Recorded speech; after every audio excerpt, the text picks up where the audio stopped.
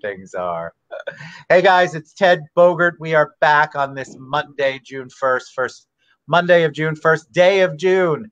Very excited though to have Charlotte Melton on the show. She is with Mental Health Association of Central Florida, and we're going to talk about how hope saves lives today. Welcome, Charlotte. Hi, thank you so much for having me. I'm grateful to be here. I'm grateful to have you. I think that this is fortuitous that you are on the show this week. There's so much going on, and I would say hope is definitely a challenging word for some right now. And I think mental health awareness of any kind is super important for us to kind of keep revisiting. So, but before we get into all of that, I want them to learn a little bit about you. So tell them about Charlotte Melton. Oh, Charlotte Melton. Well, I'm a peer, I'm an advocate, and in the mental health world, a peer means someone with lived experience. And it's a unique opportunity to speak from the voice of somebody who's lived a journey. My diagnoses are depression and anxiety, and I don't remember a time that they weren't a part of how my body functioned and my mind processed.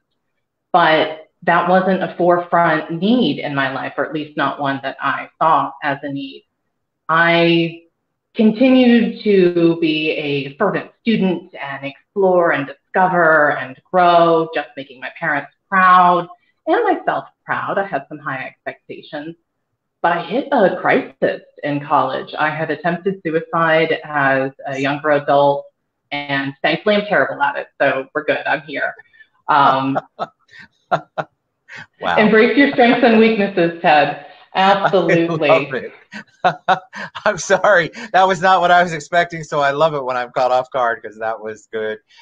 Before you said, Clay is sending lots of love, and he puts it in big capitalized letters, Clay Ferrara, so I don't want to interrupt. So, all right, so you're bad at that, thank God. We're very glad you're bad at that. Thank you so much. Yes, absolutely. But it allowed me to get to another side, and thankfully I was not as efficient in my tactics as many are every day and every year.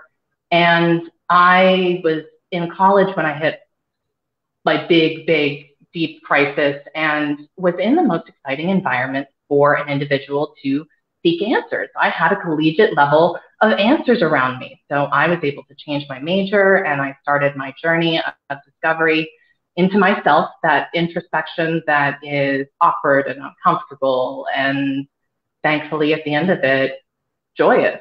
And maybe not the end. Let's definitely not say we're not done by any means. Let me ask you, so we've had a lot of survivors on the show. And so one of the things I'm always curious about, what was that next step? So you realize, all right, this is not for me. I'm not good at it, as you put it. I don't want this to continue. I need to make some sort of change. What was the first change? I think a lot of people get hung up on making the perfect choice, and then they stay paralyzed and they don't get the help that they need. Oh, I'm bursting to say 1,000 things, Ted. But to keep it on topic for now, what it really ties into is I had to discover how to find hope. I had to discover how to see another side, to see that there was a different reality that could exist other than the one I was perceiving and the pain that I was feeling.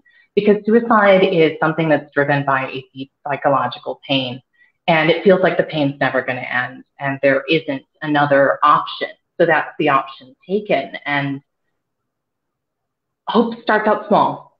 So as integral as those phases were in my life, they blurred by the years past. And I don't remember that thought that brought me to hope in the first two, but the one that was the last, and actually I haven't thought about this since, so interesting that you bring it up now, is that I wanted the love that a parent has with a child.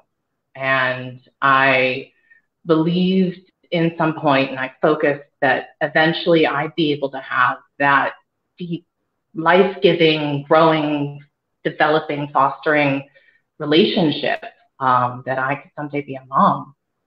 That actually was something big enough and deep enough for me to hold on to. And it changed shapes over the years, but it's something that kept me moving forward. And I actually have achieved that in a Oh, you very have. strange I didn't way. know. But I do have a little monster, and he is my greatest gift. Isn't that amazing that like it's different for everyone, right? Because you just don't know. Mm-hmm. Sometimes hope comes from the strangest place. You just don't know, but there's something that gives it to you and allows you to continue on. But guys, please listen to what she said. It's she's finding this. She doesn't remember the exact sparks, but she remembers certain sparks, and there's some kind of hope there. I have to say that your aunt Donna got on and said you're such an inspiration. So you obviously are. Why? So let's say you begin your journey. You begin to get to a place where you are healthy. Why do you want to help other people? Is that a lot of people go into some sort of mental health counseling or awareness or advocacy because they have experienced it and know what people go through, but it can be very trying. So what was the impetus for you? You just said one day, all right, I feel well enough. I also want somebody to have hope. It was actually part of my journey. It was to do work for others was part of doing work for me. To learn more about other people's experiences opened my eyes to be able to conceptualize my own experience with more information. I needed to be exposed to the journeys of others and the pain of others, and not to ever say mine was worse or theirs was worse, but, oh, I didn't even know you could feel that way. Oh, wow, interesting.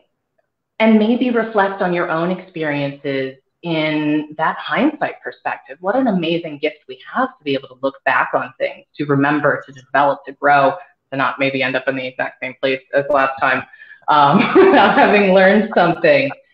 So what I would say for others is to allow yourself to organically find hope each time you're faced with a need for it. It doesn't have to be a perfect answer. It has to be something that allows you to see the world a little differently. I've grown to learn that my self-talk, that little voice inside, is always just a first draft. That's a great way to look at it. So that voice is your first draft. Because a lot of people, that's the only voice they hear, or that's the only voice they'll listen to when they are very quick to make decisions when they haven't thought them through. And you hear it as a banner, you hear it as a motto, you hear it as that little you can do it voice, or that you don't even know what you're getting into, Charlotte voice, and I need to go, well, actually, I think I do. Let me try this again ahead. I love it. No, I think that's so good. You have to be in touch enough with the voices, and we all have them. And guys, we're saying that, and I mean that in a way where we all have that, whatever you feel it is, your spirit, your soul, your inner voice, your instincts, something kicks in, and we do have that. I want to address one thing. We had some questions before we went live with the promos, but somebody said that they live with someone who has anxiety. Anxiety is the word, what they used. And that they wanted to point out that it was very eye-opening for them to finally understand that that person's brain works differently than their brain. And I think there's this stigma that goes along with talking about stuff until you even get to the point where you get some sort of diagnosis. So what would you tell people who don't have what you have to try to help them be more compassionate for people who do? To make sure I don't over encompass the experience of all depression and anxieties, you have to ask somebody what they are experiencing. So I'm so grateful you're asking me, because my experience is different than others. I have an instinct to tell myself that I can't do things, and that what I've done has been imperfect, or that it's not of quality, and that I disappoint people. And I don't. I work really hard, and I need to actively correct that.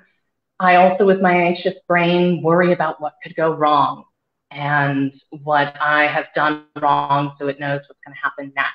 And all of the things about people's thoughts about me tie into anxiety.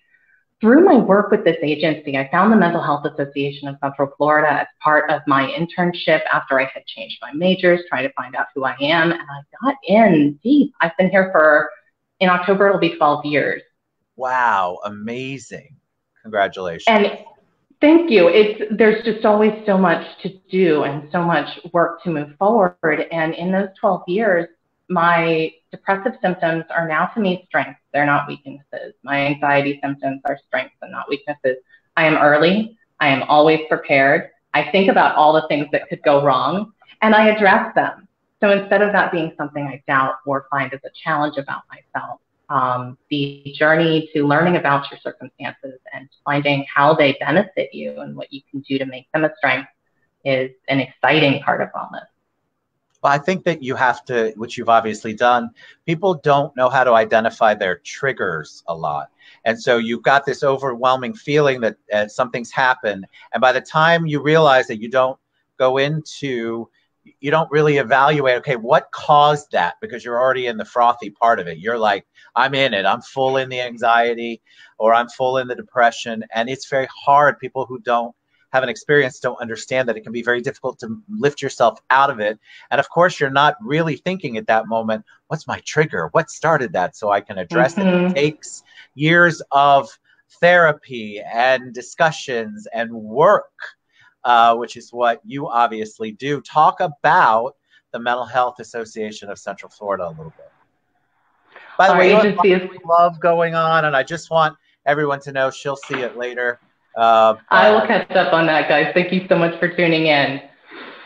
The agency, Mental Health Association Central Florida, has been around since 1946. It's our duty to grow and change with the community and to act as an access point. We have a clinic in partnership with Advent Health, Orange County government, and Walgreens, but we also do the advocacy and education part, connecting you through an information referral service to all of the clinical providers in our community, because we need a team. We do it together. So the Mental Health Association of Central Florida is the cog that gets you connected, that empowers you to take that step and follows up with you a bit later to say, did you make that call?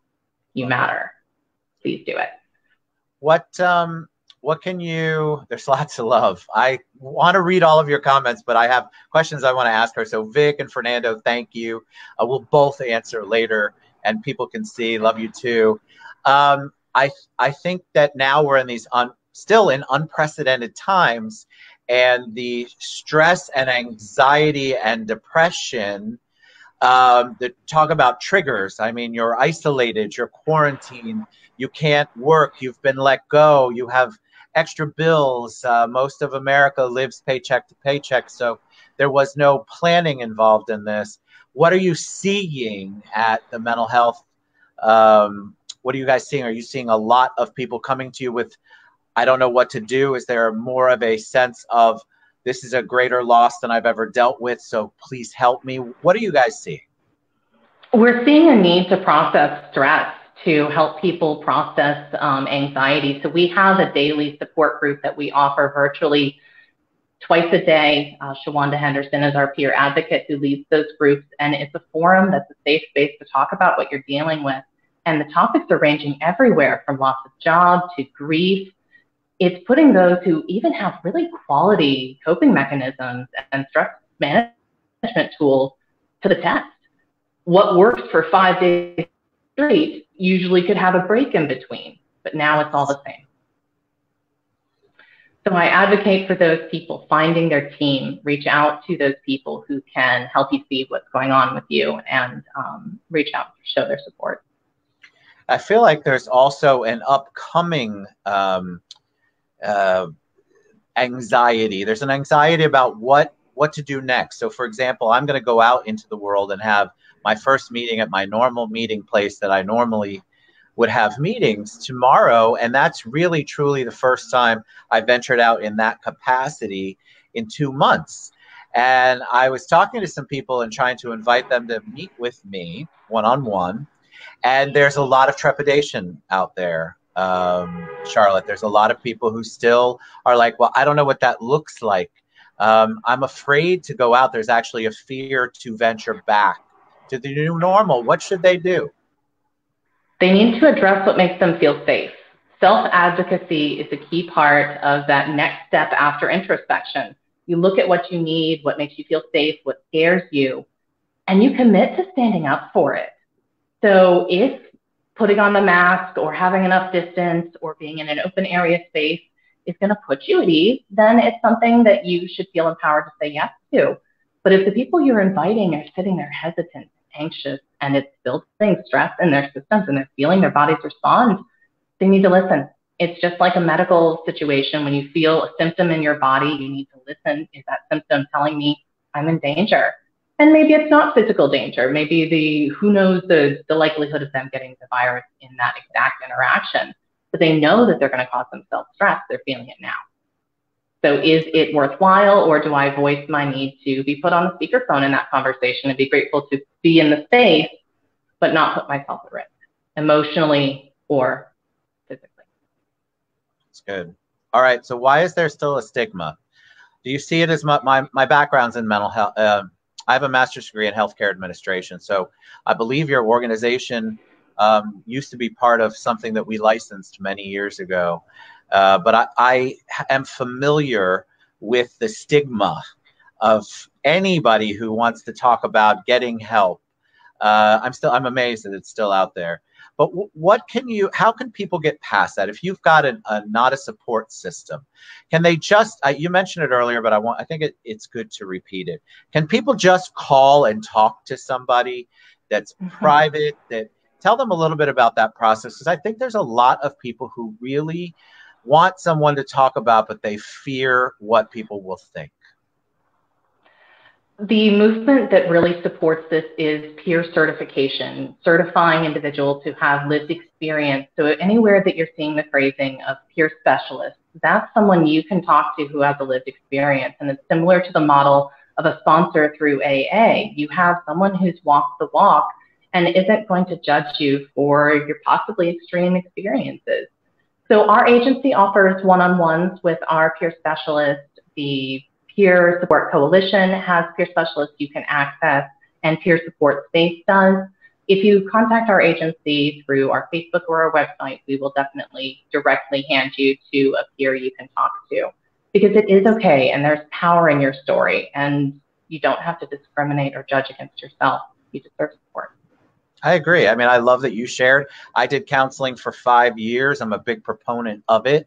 It was in college, but it made such a dramatic improvement and helped me, even though at the time, of course, I didn't think I needed any help. God forbid, I can't possibly need help. Guys, you got to get out of your own, guys and girls, you got to get out of your own head on that, because if there's a recurring theme of something that's going wrong in your world, or something that's stressing you out or giving you anxiety or making you depressed, then it's going to be this vicious cycle until you figure it out. And that's what I love about Mental Health Association of Central Florida.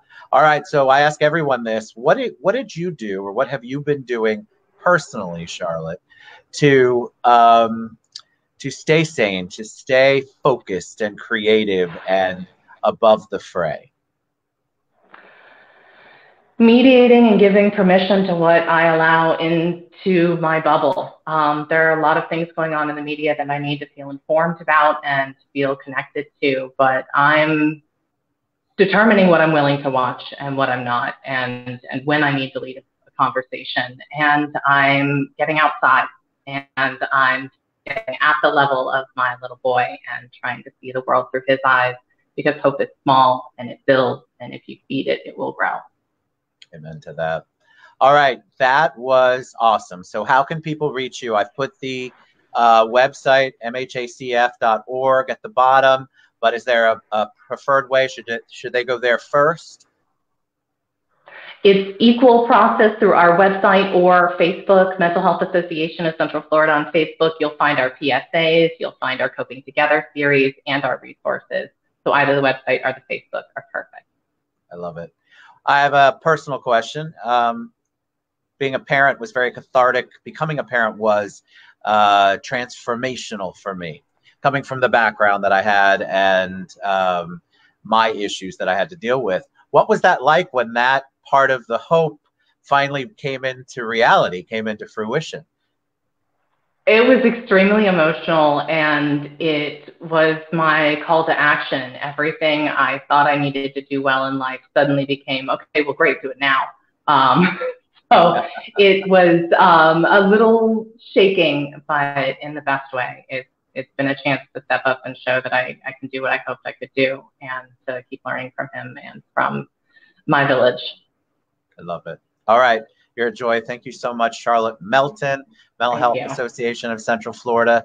You guys don't go through stuff alone. If you're questioning, if you have thoughts, anything that's negative, there's resources. So reach out to the resources, because the last thing we want is a statistic. We don't want any more of that. We want you all to have a safe place, an environment where you can feel good about sharing and you're not going to be judged, and that there's actual solutions or suggestions for solutions. So you guys reach out to Charlotte. Thank you so much for what you do and for sharing your journey. I appreciate it. Thanks, Charlotte. Thank you. All right, we'll see you guys soon. Good one. You guys don't go it alone. You don't have to reach out to Charlotte, but reach out at least to mhacf.org. We're in this together. Much love to everybody.